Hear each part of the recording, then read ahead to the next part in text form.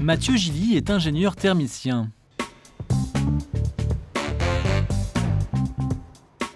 Il vient réaliser aujourd'hui un audit énergétique. J'ai des petites questions à vous poser pour savoir s'il y a eu des travaux qui ont été réalisés sur la résidence aussi. Donc est-ce que les toitures ont été refaites par exemple avec isolation? Le thermicien, tel un inspecteur, va enquêter et noter tout un ensemble d'informations dans le but de faire des économies d'énergie. Ici, les caissons de ventilation sur le toit de l'immeuble. Voilà, en fait là ici ce qui nous intéresse surtout c'est de récupérer la puissance des caissons. Parce que là bon, c'est des caissons qui sont d'origine en fait. Donc aujourd'hui on fait ce qu'on appelle des caissons basse consommation. Donc en remplaçant les caissons avec des mêmes puissances, on peut économiser directement en fait sur la consommation d'électricité. Par exemple celui-là il est qu'à 0,55 kW, vous voyez. Donc il consomme 2 fois moins que les deux autres en fait.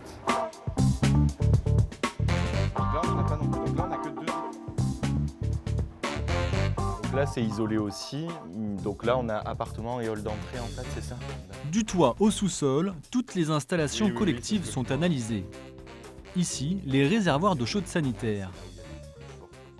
Si vous voulez, de toute façon, pour les ballons d'eau chaude sanitaire, vous avez l'obligation de maintenir la température à 55 degrés.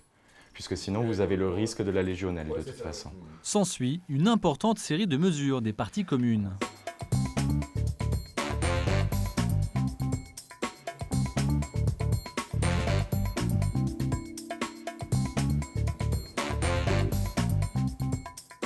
Comme les parties communes en fait sont des parties non chauffées, nous, lorsqu'on fait les calculs, en fait, on rentre les longueurs, les largeurs du bâtiment, et puis pour calculer le volume chauffé cohérent, on retire en fait tout le volume des différentes parties communes. Donc c'est pour ça qu'on mesure aussi toutes les parties communes de la résidence. L'ingénieur s'intéresse aussi aux appartements et aux occupants. Donc j'ai quelques petites questions à vous poser, et puis après je passerai à la mesure, voilà, aux différentes mesures dont j'ai besoin.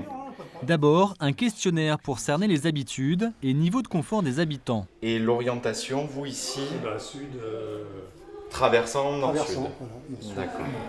Vous ouvrez les fenêtres un petit peu tous les jours pour aérer en hiver? La chambre, oui, principalement. En moyenne, combien de temps par jour, vous Une diriez à peu demi-heure, près? on va dire. Si on a le soleil qui tape, parce que le soleil il est rentrant l'hiver, donc là on arrive à monter des fois à 21, même plus, sans qu'on ait le chauffage pour autant. Puis, nouvelle série de mesures. Alors, pour la salle de bain et les toilettes. Débit des ventilations, superficie des menuiseries.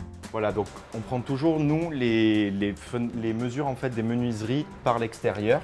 Donc en fait, on intègre le cadre aux déperditions, puisqu'il faut savoir que les cadres de menuiserie sont également déperditifs, surtout lorsqu'ils sont d'origine. Pour une étude représentative, plusieurs appartements devront être visités. Ce qu'on essaye en tout cas de visiter, c'est de visiter à minima un appartement sous la toiture, un appartement au niveau du rez-de-chaussée, un appartement au niveau des pignons et puis des appartements, un ou plusieurs appartements au centre.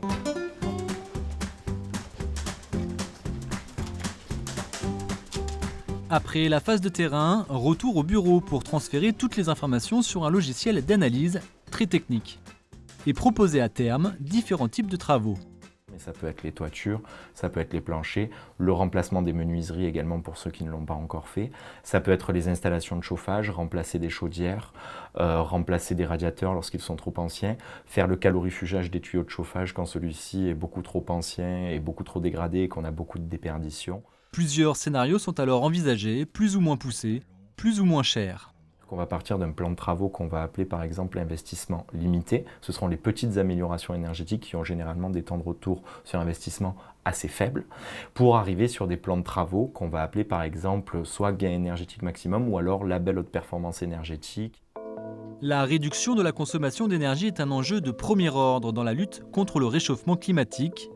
Et dans ce contexte, l'ingénieur thermicien est un métier d'avenir en pleine évolution.